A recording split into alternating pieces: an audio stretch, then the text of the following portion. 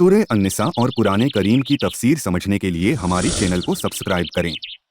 اعوذ باللہ من الشیطان الرجیم، بسم اللہ الرحمن الرحیم۔ من كان يريد ثواب الدنيا فعند الله ثواب الدنيا والآخرة وكان الله سميعا بصيرا۔ اللہ رب العزت ارشاد فرماتا ہے، جو دنیا کا انعام چاہتا ہے تو دنیا و آخرت کا انعام اللہ ہی کے پاس ہے۔ یعنی جو دنیا چاہتا ہے یا جو آخرت چاہتا ہے تو چاہنے والے کو یہ پتہ ہونا چاہیے کہ دنیا کا اجر ہو یا آخرت کا اجر ہو، یہ سب کچھ اللہ ہی کے پاس ہے اور اللہ ہی سنتا اور دیکھتا ہے۔ یہ اس آیت کریمہ کا ترجمہ ہے۔ بظاہر اس آیت میں بتایا یہ گیا کہ جو شخص دنیا طلب کرتا ہے تو اسے دنیا مل جاتی ہے، پھر آخرت میں اس کے لیے کوئی حصہ نہیں ہوتا، مگر جو شخص اپنے اعمال یا اپنی نیکیوں کے ذریعے آخرت کا سوال کرتا ہے تو اللہ اسے آخرت بھی عطا فرماتا ہے اور اسے دنیا بھی عطا فرماتا ہے۔ یعنی جو بندہ اپنے اعمال کے ذریعے، جیسا کہ کوئی مجاہد ہو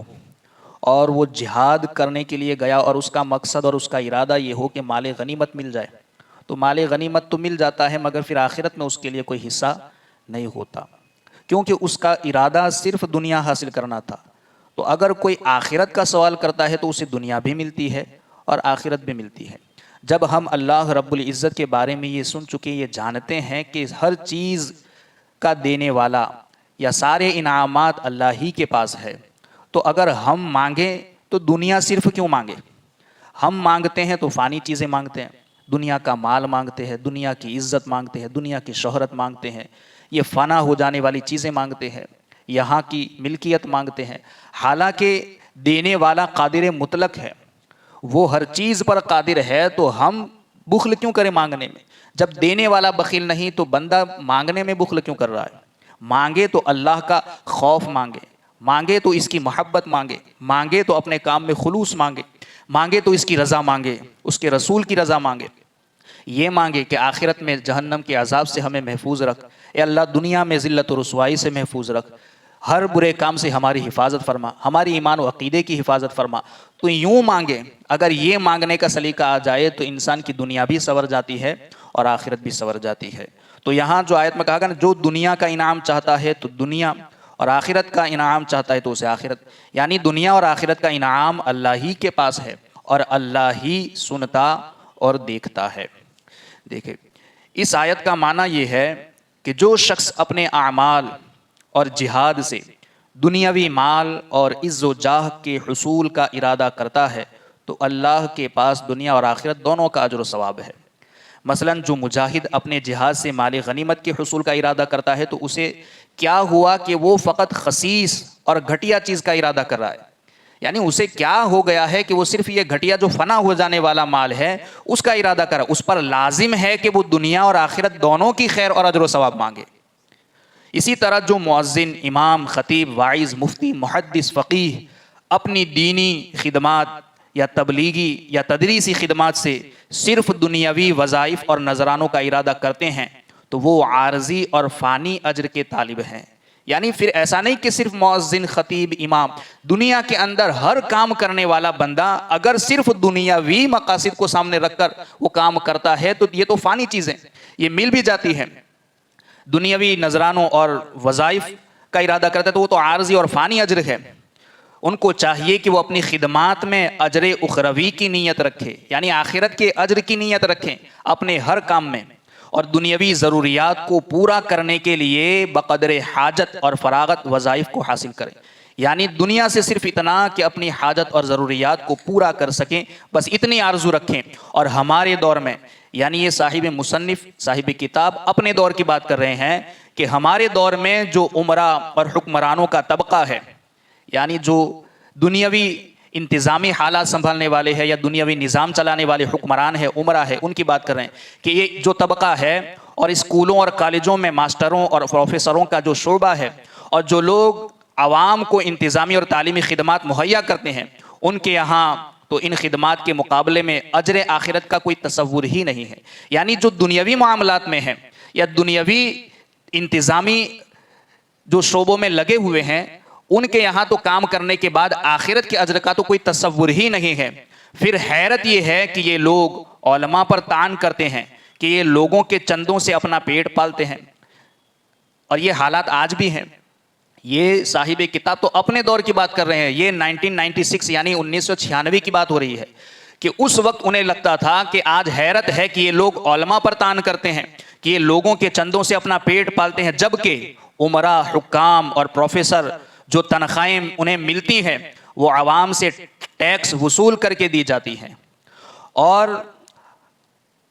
ہمارے زمانہ میں یعنی کہ جو ان کا زمانہ تھا اس کی بات کر رہے ہیں کہ ایک متوسط امام یہ کلمات میں اپنی زبان سے کبھی ادا نہ کرتا، مگر ان کو چھوڑ کر میں آگے بڑھ جاؤں تو یہ صاحب کتاب کے ساتھ ناانصافی ہوگی. یہ انہوں نے لکھا ہے اپنا درد، تو میں پڑھ کر سنا رہا ہوں. وہ کہتے ہیں کہ آج ہمارے دور میں ایک متوسط امام مسجد کی تنخواہ 2000 سے 3000 تک ہوتی ہے. یعنی اپنے دور کی بات کر رہے ہیں کہ 2000 سے 3000 تک ہوتی ہے، اور دینی مدرس کی تنخواہ 2000 سے 4000 تک ہوتی ہے. اور اس مہنگائی کے دور میں جبکہ دودھ 20 روپے لیٹر ہے، یہ اس وقت کی بات ہے، آٹا 8 روپے کلو ہے، گوشت 125 روپے کلو ہے، اس آمدنی سے بمشکل ضروریات زندگی پوری ہوتی ہے. اس کے مقابلے میں ایک متوسط پروفیسر کی تنخواہ 10,000 روپے سے زیادہ اور کبھی کبھی تو اس سے بھی زیادہ ہوتی ہے. یعنی کہ ایک امام اور مؤذن سے 10 گنی زیادہ ان کی تنخواہیں ہوتی ہیں، اور اس کے بعد یہ علماء اور ائمہ اور دین کے رہبر و رہنما پر طعن کرتے ہیں کہ یہ لوگ چندے سے اپنا پیٹ پالتے ہیں، حالانکہ وہ خود عوامی ٹیکس سے اپنی تنخواہیں وصول کرتے ہیں. حالات اگرچہ زمانہ 30-40 سال کا گزر گیا، 30 سال کا اگرچہ گزر گیا، مگر حالات زیادہ تبدیل نہیں ہوئے. لوگ آج بھی اپنی زبانوں سے، بلکہ اس وقت حالات اگر بد تھے تو آج حالات بدترین ہو چکے ہیں. اس وقت تو یہ کہتے تھے کہ یہ لوگ چندوں سے اپنا پیٹ پالتے ہیں، اور آج حالات یہ ہیں کہ لوگ کہتے ہیں کہ یہ تو زکوٰۃ خور لوگ تمہیں دین کیا سکھائیں گے. یعنی کتنے بدزن ہو چکے ہیں اپنے دینی رہبر اور رہنما. اور پھر ہم یہ دعائیں کرتے ہیں، اللہ کی بارگاہ میں گر گراتے ہیں کہ اللہ قوم کے حالات صحیح ہو جائے.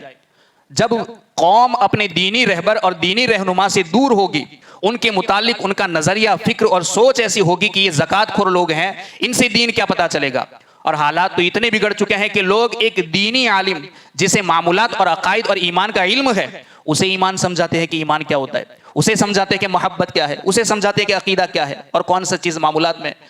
یعنی حالات اتنے بدترین ہو چکے ہیں.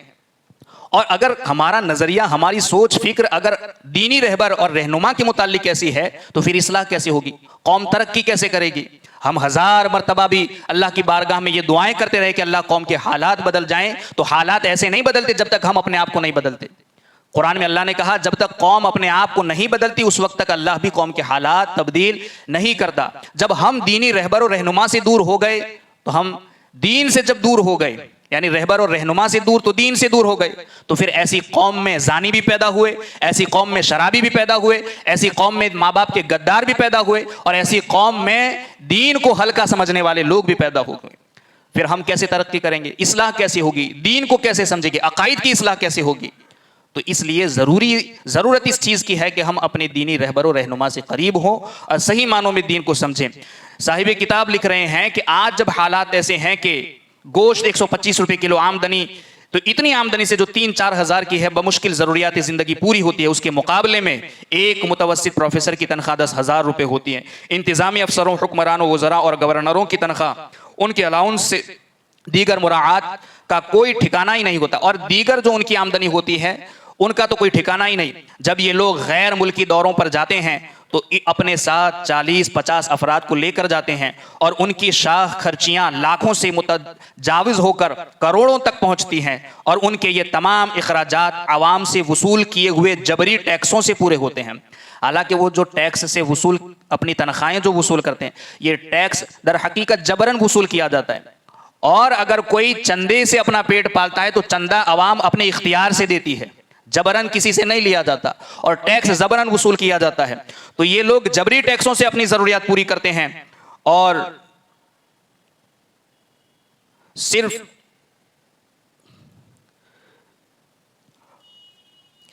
جبکہ علماء کی جو خدمات کی جاتی ہیں وہ ظلم اور جبر سے نہیں بلکہ خوشی اور اختیار کے ساتھ دیے ہوئے چندوں اور نذرانوں سے ہوتی ہے، پھر بھی ان لوگوں کی زبانیں علماء کو یہ تانا دینے سے نہیں رکتی کہ یہ چندوں سے پلنے والے لوگ ہیں، جبکہ علماء اپنی خدمات پر اجر اخروی کے طالب ہوتے ہیں۔ حالانکہ یہ لوگ جو بھی خدمات کرتے ہیں ان کا مقصد آخرت میں نجات پانا ہوتا ہے، آخرت کا انعام پانا ہوتا ہے، اجر اخروی کے طالب ہوتے ہیں، اور دنیا سے صرف بقدر ضرورت لیتے ہیں، اور یہ عمرہ، حکام، وزراء، گورنر، مرکی اور ملی خدمات کا جو معاوضہ لیتے ہیں اس میں ان کے ہاں آخرت کا کوئی تصور ہی نہیں ہے، ان کے پیش نظر صرف دنیا اور اس کی زیب و زینت، اس کی عیاشیاں ہوتی ہیں۔ اللہ تعالیٰ نے اور آیات میں بھی اس طرز عمل کی مذمت کی ہے اور ان کی مدح فرمائی ہے جو دنیا اور آخرت دونوں کے طالب ہیں، یعنی ایسے لوگوں کو جو دنیا صرف چاہتے ہیں اور آخرت کا تصور ہی نہیں ہوتا، ایسے لوگوں کی اللہ نے مذمت فرمائی، اور جو دنیا اور آخرت دونوں کے طالب ہیں اللہ نے ایسے لوگوں کی مدح فرمائی۔ چنانچہ سورہ بقرہ کی آیت ہے، فرمایا گیا فَمِنَ النَّاسِ مَن يَقُولُ رَبَّنَا آتِنَا فِي الدُّنْيَا وَمَا لَهُ فِي الْآخِرَةِ مِنْ خَلَاقٍ وَمِنْهُم مَن يَقُولُ رَبَّنَا آتِنَا فِي الدُّنْيَا حَسَنَةً وَفِي الْآخِرَةِ حَسَنَةً وَقِنَا عَذَابَ النَّارِ۔ پھر لوگوں میں سے بعض وہ ہیں جو دعا کرتے ہیں کہ اے ہمارے رب ہمیں دنیا میں دے اور ان کے لیے آخرت میں کوئی حصہ نہیں ہے، اور بعض وہ ہیں جو دعا کرتے ہیں اے ہمارے رب ہمیں دنیا میں بھی بھلائی عطا فرما اور آخرت میں بھی بھلائی عطا فرما اور ہمیں دوزخ کے عذاب سے بچا۔ اسی طرح سورہ شورى کی آیت میں اللہ نے فرمایا ما کان یرید حرث الآخرة نزد له فی حرثه وما کان یرید حرث الدنیا نؤتہ منها وما له فی الآخرة من نصیب۔ جو شخص آخرت کی کھیتی کا ارادہ کرے تو اس کے لیے آخرت اور دنیا دونوں ہیں اور ہم اس کو اس میں سے دیں گے، اور جو دنیا کا ارادہ کرے تو اس کے لیے دنیا ہے اور اس کے لیے پھر وما له فی الآخرة من نصیب، آخرت میں اس کے لیے کوئی حصہ نہیں ہے۔ اسی طرح 15ویں پارے کے شروع میں اللہ نے فرمایا ما کان یرید العاجلۃ عجلنا له فیہا ما نشاء۔ یہ 2 3 4 آیتیں تقریباً اسی متعلق آئی ہیں کہ جو دنیا طلب کرنے والے ہیں ان کے لیے دنیا ہے، اور جو آخرت طلب کرتے ہیں اللہ انہیں دنیا بھی عطا فرماتا ہے اور آخرت میں بھی اجر عظیم عطا فرماتا ہے۔ تو ہمیں بھی چاہیے چاہے دنیا میں ہم جو بھی کام کریں، نیکی کا ہو، بھلائی کا ہو، کوئی بھی ہو، ہم اس کو اللہ اور اس کے رسول کے فرمان کے مطابق اگر کریں اور کرنے کے بعد اس کے پیچھے نیت یہ رکھیں کہ اللہ ہمیں اس کا بدلہ دنیا میں بھی عطا فرما اور آخرت میں اس سے بہتر عطا فرما، تو اللہ دنیا بھی عطا فرماتا ہے اور آخرت بھی عطا فرماتا ہے۔ اس کے برعکس اگر کوئی صرف دنیا کی جاہ و عزت، منصب، مال اور دنیاوی ملکیت کو طلب کرتا ہے تو مل تو جاتا ہے مگر پھر اس کے لیے آخرت میں کوئی حصہ نہیں ہوتا۔ ہمیں یہ سمجھ لینا چاہیے کہ جب دینے والا اللہ ہے، جب دینے والی ذات بخیل نہیں ہے تو ہم مانگنے میں بخیلی کیوں کریں؟ ہم دنیا بھی مانگے، آخرت بھی مانگے۔ اللہ رب العزت ہمیں مانگنے کا سلیقہ عطا فرمائے۔ اللہم ربنا نور قلوبنا بالقرآن وزین اخلاقنا بالقرآن ونجنا من النار بالقرآن وادخلنا فی الجنة بالقرآن۔ اللہم رزقنا تلاوة القرآن، اللہم اہدنا ہدایت القرآن، اللہم ربنا آتنا شفاعت القرآن، وصلی اللہ تعالی علی خیر خلقہ ونور عرشہ محمد وعلی آلہ واصحابہ اجمعین برحمتک یا ارحم الراحمین۔